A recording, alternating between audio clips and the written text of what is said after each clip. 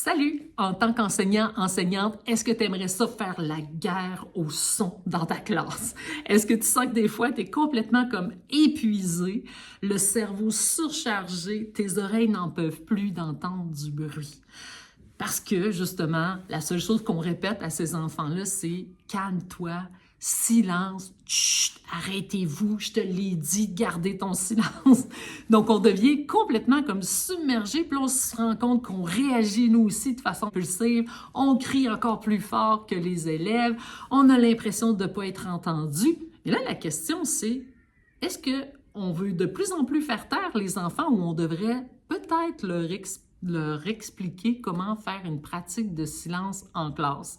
Alors, c'est ce que je veux te permettre dans cette vidéo-là, de découvrir comment faire une pratique de silence en classe. Et même à la fin, tu vas avoir des beaux témoignages écrits des élèves qui font la pratique de silence parce que je leur pose cette question-là. La minute de silence dans la classe m'a permis de...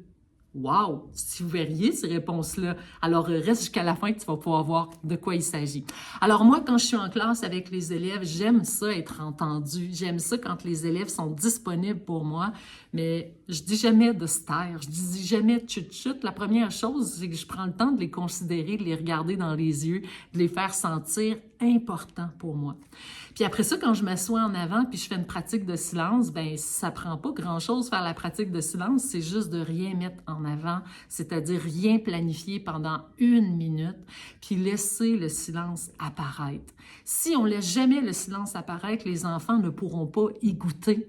Et les enfants, là, si on veut voir c'est quoi être dans le silence, il faut leur laisser le créer ensemble et surtout essayer de juste ne pas vouloir avoir le contrôle pendant 7 minutes-là, à essayer de corriger les enfants qui n'écoutent pas pendant la minute de silence, c'est-à-dire qui prennent leur crayon, qui sont stressés. Ça fait apparaître plein de réactions du système nerveux. Donc, c'est normal que les enfants soient sur un peu l'autopilote. Alors, je viens de le vivre en première année, en deuxième année. Donc, je m'installe en avant et je demande aux élèves, tu peux prendre aussi un sablier si tu veux. Je m'installe et on prend 1 minute de silence et je suis aussi dans ce silence-là. J'observe les élèves. Ceux qui ont plus de difficultés, je les regarde avec un regard bienveillant. Des fois, je me permets de juste aller mettre la main sur la tête d'un élève ou les mains d'un élève qui a de la difficulté, là, puis qui a toujours son efface dans les mains. Tout doucement, on prend 1 minute de silence, on s'apaise ensemble.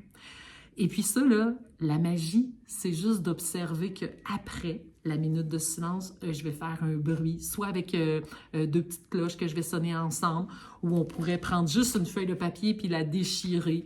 Je pourrais faire comme ça, juste pour montrer que le bruit que je viens de faire après ma minute de silence, il existe beaucoup, parce que je lui ai créé beaucoup d'espace. Et ça, les jeunes aiment vraiment ça. Puis là, souvent, c'est comme « Encore, Madame Manon, fais-le encore! » Donc, vous voyez à quel point on leur fait vivre une expérience qui fait du bien, mais en même temps, les élèves, plus ils vont goûter au silence, plus ils vont avoir le goût d'en reprendre.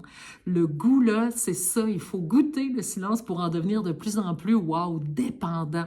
Et beaucoup d'élèves me racontent que leur météo intérieur, des fois, ils s'apaisent, comme d'autres aussi me disent que je me rends compte que je suis beaucoup dans le nuage aujourd'hui. Bien oui, parce que je prends conscience de mon état intérieur.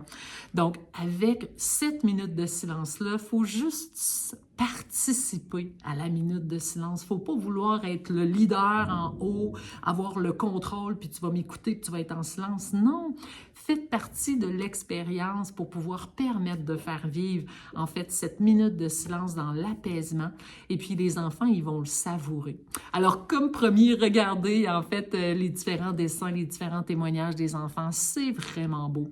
Et c'est de le pratiquer au moins 2-3 fois dans la même journée, jusqu'à temps que les enfants vont vous le demander. Est-ce qu'on fait la minute de silence, s'il vous plaît? Parce que les enfants, ils en ont besoin. Mais c'est juste qu'on est tellement mal à l'aise nous-mêmes en tant qu'adultes parce qu'on ne pratique jamais le silence, parce qu'on est stressé, angoissé, que là, la seule chose qu'on fait, c'est qu'on essaie d'avoir du contrôle sur le silence. Le silence, vous ne pouvez pas le contrôler, vous pouvez le faire apparaître. Et c'est ça qui fait une réelle différence. Alors, place au témoignage des élèves. Le silence m'a permis de me tranquilliser et apaiser et soulager.